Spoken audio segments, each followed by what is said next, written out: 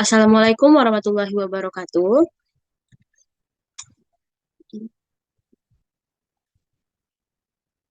Assalamualaikum warahmatullahi wabarakatuh.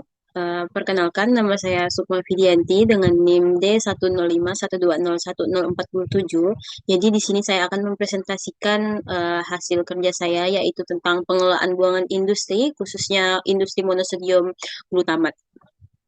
Pertama-tama perlu diketahui bahwa industri MSG ini merupakan industri yang menghasilkan produk penyedap masakan atau yang lebih dikenal sebagai micin dengan bahan baku utama saripati tebu atau molase. Di sini bahan utamanya setelah seperti yang saya sebutkan yaitu molase dan memiliki bahan pendukung di mana bahan pendukung ini akan menjaga proses operasi dari unit-unit produksi untuk menghasilkan MSG. Selain itu, produksi ini juga membutuhkan air lunak dan air bersih sebanyak 2.200 meter kubik per hari, di mana air lunak ini fungsinya sebagai eh, penggunaan untuk domestik dan air bersih untuk produksi. Untuk proses produksi ini sendiri melalui beberapa tahap, yaitu tahap fermentasi, kemudian tahap isolasi, dan tahap refining. Eh, Industri ini menghasilkan buangan limbah, yaitu limbah padat, cair, dan gas, di mana asal dari limbah padat ini dari unit-unit produksi yang menghasilkan endapan presipet dan kek karbon, kemudian humus, dan limbah batu bara. Kemudian ada limbah cair, di mana limbah cair ini berasal dari unit proses juga, seperti dari sisa-sisa molase, kemudian kotoran yang tidak dibutuhkan, dan pencucian alat di unit proses. Kemudian ada limbah gas, di mana limbah gas ini berasal dari pembakaran bahan baku dari alat-alat untuk produksi, kemudian ada sisa fermentasi dan sisa pembakaran. Di mana buangan limbah ini dibuang secara langsung ke sungai apabila tidak diolah ya. Itu sebanyak 1.600 kiloliter. Kemudian karakteristik limbah. Yang pertama itu limbah padat. Jadi limbah padat ini memiliki karakteristik endapan organik, kemudian limbah cair yang tinggi akan zat organik, kemudian zat organik ini mempengaruhi kondisi kadar BOD, COD, TSS, dan TDS. Dan yang terakhir ada limbah gas, di mana limbah gas ini mengandung karbon dioksida dan hidrogen sulfida. Uh, di sini terdapat Permen LH nomor 5 tahun 2014 tentang baku mutu industri MSG. Jadi sudah tertera, namun pada kenyataannya data dari limbah industri ini jarang dipublikasikan, sangat tertutup, tapi terdapat studi penelitian sebelumnya bahwa industri MSG ini memiliki kandungan organik yang tinggi dan COD yang tinggi.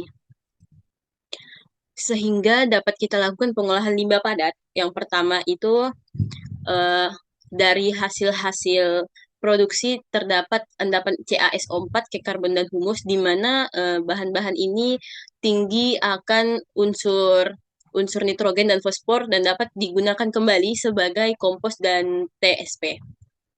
Yang pertama-tama dikumpulkan seluruh limbah padat, kemudian dinetralkan pH-nya dengan uh, penyangga, kemudian penambahan kotoran sapi, lalu difermentasikan dan diaerasi. Setelah itu barulah ditambahkan sekam, digiling hingga rata dan dilakukan pengemasan. Yang kedua adalah limbah pengolahan, maksudnya pengolahan limbah cair, di mana pengolahan ini dapat dilakukan secara fisika, kimia, serta biologi uh, dengan tahap-tahap bak penampungan, bak ekualisasi, bak koagulasi, bak anaerob. Jadi bak anaerob ini dilakukan dengan penambahan bakteri, di mana bakteri yang ditambahkan itu bakteri anaerob, karena dengan tingginya zat organik dan COD, bak anaerob ini lebih cocok untuk menurunkan atau mengakumulasi limbah-limbah yang ada. Kemudian barulah dilakukan bak aerasi dan bak pengendapan sehingga limbah akan berada di bawah baku mutu dan keluar melalui outlet. Dan yang terakhir, pengolahan limbah gas, di mana limbah gas ini dapat dilakukan dengan menggunakan scrubber. Scrubber ini merupakan suatu variasi alat yang besar. Tugasnya berfungsi sebagai pemisah gas dengan menambahkan cairan. Kemudian cairan ini dapat memisahkan antara gas dan cairan yang sudah selesai diolah. Kemudian yang kedua dapat dilakukan secara gasifikasi batu bara, di mana gasifikasi batu bara ini dilakukan pirolisis terlebih dahulu dengan suhu tertentu, kemudian barulah dapat dibuang dan digasifikasi dan dibuang untuk mengurangi kadar gas CO2 dan hidrogen sulfida. Dampak-dampaknya sendiri itu kalau limbah cair dapat menurunkan kualitas atau mutu dari badan lingkungan jika limbah yang dihasilkan tidak diolah terlebih dahulu. Bahkan hal ini dapat menyebabkan matinya biota-biota yang ada di perairan. Kemudian limbah padat, diketahui sendiri bahwa limbah padat ini juga tinggi akan zat organik sehingga dapat mematikan juga.